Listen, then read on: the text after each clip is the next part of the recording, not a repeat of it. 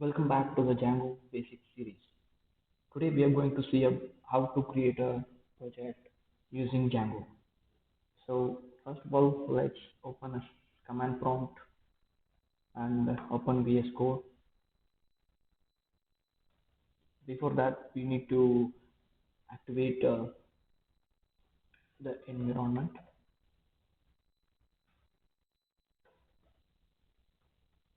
So let's activate that, and then we'll dive into a folder. Then again, we'll open VS Code. Basically, this is a shortcut to open VS Code.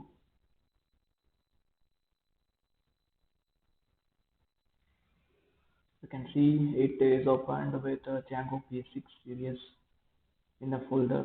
So now let's create a Django project using Django. Before that, ensure that you have activated a environment, and then also check whether you have installed the Django or not. I have Django here, so not a problem. So we'll open Django admin project basics. So now you can see here there is a folder which is having a Django. So inside that again you have another folder named same basics. So basically it is a higher order folder which is inside, which will be having a Python package and a manage.py file. So if you open this one, you can see it is init.py, which makes this folder a package, and AFGI file. We have around 4 to 5 files which automatically created during Django admin start project basics command. So this is what you will get from Django for the start project command. So we will try to explore what these files and all. So first we'll go with the settings.py file. So this settings.py file is basically a global variable file. Like so ignore that. If you see here, it what the settings.py file is having is like a variable which is having some key equal to true. That is also a variable like allowed host, a list of house which can be acceptable. Then install apps, middleware, root URL templates, WSGI application, databases or password. Everything is a variable which Django will take or use in the background when you start doing run server with the application.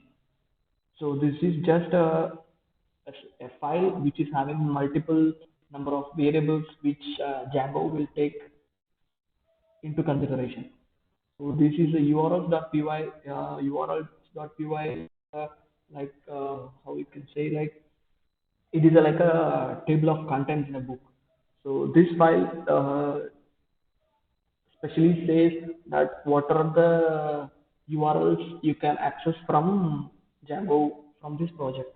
So that is what it is giving like admin slash. So we will see that what this admin slash is about to give us. So you can see some of the folders, some of the packages is already uh, imported and being used here. Then about WSGI and ASGI. ASGI means it is like a asynchronous gateway interface, and WSGI is a web server gateway interface. Basically, both will handle how the web server will communicate with our backend server and the front end, which is uh, served on the web page or web engine. You mean to say? And one more thing you can see here, we have a nested folder of basics. So basically, you can what Django is providing us with like a higher order folder than the nested folder. So you can uh, alter this file by like adding a dot here so that it will not be like a nested folder. It directly that manage.py file and basics will be on the top order folder. So basically, it is neglecting the top order folder, which is taking the Django Basics series as a top order folder, and inside that we have a basics as a Python package, which we also call it as a project in case where we are having a settings.py file and manage.py. So if you see what is inside manage.py, you will be seeing that Django settings module to take basics dot settings. What this command is actually doing is this manage.py will be having so much of inbuilt commands also, but as a visual representation, we are only having a settings Django settings module, which is setting that basics.settings files to the Django settings module. So if you have multiple number of settings file in future, when the project or the project grows, you can basically have a two or three different settings file based on like development and production and before production, like post production or pre production. Those kind of settings you can add. Uh, that kind so that you can basically come here and change this basics dot settings file, or you may having another option to use dot settings also. Uh, let's discuss that in upcoming videos how to use that multiple settings file when we are having some projects in it. So now we will go with the manage.py file only. That's it, guys. You almost had a project which you never wrote any line of code here, but still you will get some page for rendering, some backend to see, some admin UI, those kind of things you will be seeing here. So for that, we will make first we will see what it has to offer on out of the box when we install Django or create a project. You can see it is rendering, and you can see here you have 18 unapplied migrations. Uh, for now, uh, ignore that warning. So then you can see Django version 3.1.5 using settings basics.settings file. So you can keep an eye on this because if manage.py is having this basics.settings file, which is used by the run server command. So if you wanted to change any settings file, then you need to come, you need to have an eye on this, whether it is taking the settings file which we wanted. Let us click and open a page. Ta-da! You can see Django has a inbuilt web page we have as a template where it is telling the install worked successfully and congratulations. And you will be seeing this, you are seeing this page because debug equal to true is in your settings file. Basically, you can see here in settings files, we have debug equal to true. So what if it changes to false? What is happening? You must set settings allowed host if you debug is false. Okay, so we will let that to true itself for now. We'll see that later. So you can see here you have a landing page and you have a admin. We saw that in urls.py we had a URL like this admin slash. So now before doing anything, we will see what it has to offer, and kind of it is having also a login page where you can see some uh, backend databases and all whatever it is. For now, we cannot do anything because we have not created any user interface, like sorry, user credentials. So whatever you do here, it will give us an error saying table auth, no such table auth user. What this means is we are trying to access a auth user table.